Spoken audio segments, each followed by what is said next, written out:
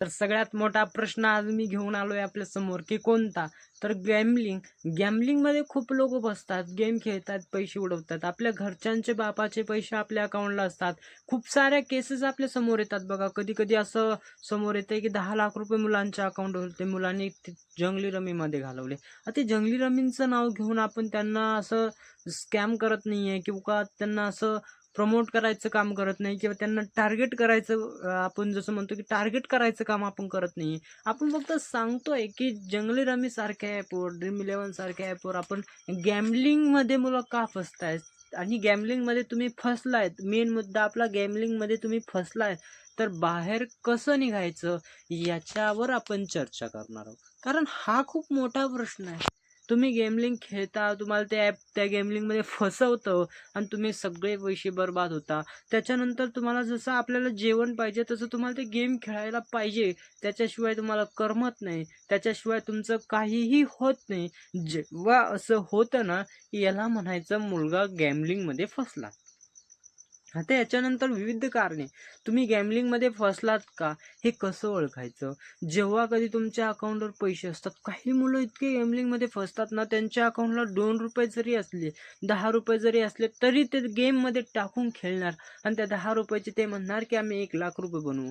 ₹10 ₹20 बनवू. कधी-कधी काय होतं, तुम्ही ₹1,000 ₹2,000 गेममध्ये टाकता, हरता, पुन्हा टाकता, पुन्हा हरता, पुन्हा ₹100 टाकता, ₹200 विथड्रॉ करता. तुम्हाला वाटतं मी ते गेम खेळायचं शिकलो आणि इथंच सगळा फॉल्ट होतो. पुन्हा तुम्ही पैसे टाकता, हरता, पैसे टाकता, हरता, 2 वेळेस काढता, 4 वेळेस हरता, 3 वेळेस काढता, 10 वेळेस हरता आणि जेव्हा असं चालू होतं, तेव्हा तुम्ही त्या गॅमलिंगमध्ये फसता. तुम्हाला आजचं भूक लागलेली असते. तुम्हाला तुमचं मेंदू, तुमचं जे डोकं असतं ते कायम म्हणत असतं, की गेम खेळायचं गेम खेळायचं. मग ते एव्हिटर असो, चिकन रोड नवीन आलाय तो असो, ड्रॅगन टायगर असो, 3 पत्ती असो, रम्मी असो, विविध गेम असते, चक्री असो, विविध गेम असते. त्या गेममध्ये तुम्ही जितकं खेळाल तितकं फसाल. यामध्ये तुम्ही ओळखायचं कसं, की तुम्ही गेममध्ये फसलात. तुमच्या अकाउंटला तुम्ही पैसे ठेवत नाहीये. तुमच्या अकाउंटला पैसे आले, तुम्ही गेममध्ये टाकतायत. तुम्ही समजून जायचं, की मी गेममध्ये फसलोय. मी गॅमलिंग सारख्या त्या विविध त्या डिप्रेशनमध्ये चाललोय. तुम्हाला त्याच्यावर लक्ष ठेवणं गरजेचं आहे.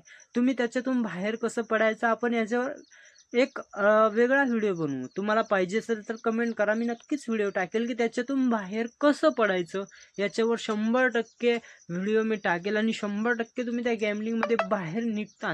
पहिलं प्रथम मी तुम्हाला सांगतो, की ते ओळखायचं कसं?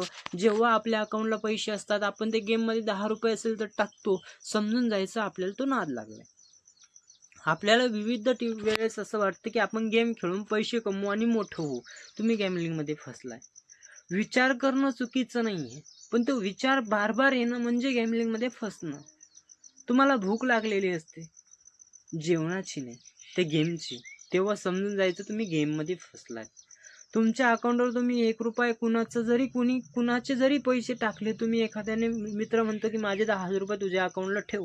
मला 2 दिवसाने पाठव किंवा सकाळी पाठवतो, संध्याकाळी मला रिटर्न दे. तुम्ही ते पैसे गेममध्ये टाकतात. समजून जायचं तुम्ही गॅमलिंगसारख्या ज्या त्याला काय म्हणता येईल आपल्याला बिमारी असते, त्या बिमारीमध्ये तुम्ही फसलात.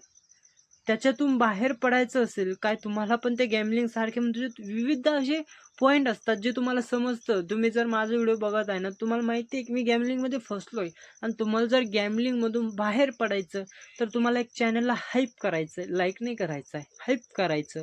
लाईक तर तुम्ही नक्कीच करतात. हाईप करायचं कमेंट करायचं की आम्हाला गॅमलिंगमधून बाहेर पडायचं याचा अल्टरनेट एक व्हिडिओ बनवू. याचा 100% मी एक असा रिझल्ट देणारा व्हिडिओ बनवील आणि तुमच्यापर्यंत पोहोचवेल. अशाच व्हिडिओसाठी चॅनलला हाईप करा, सबस्क्राईब करा आणि कमेंट करा. तर घेऊन येऊयात नवीन व्हिडिओ जो की गॅमलिंगमध्ये बाहेर कसं पडायचं. तर बाय.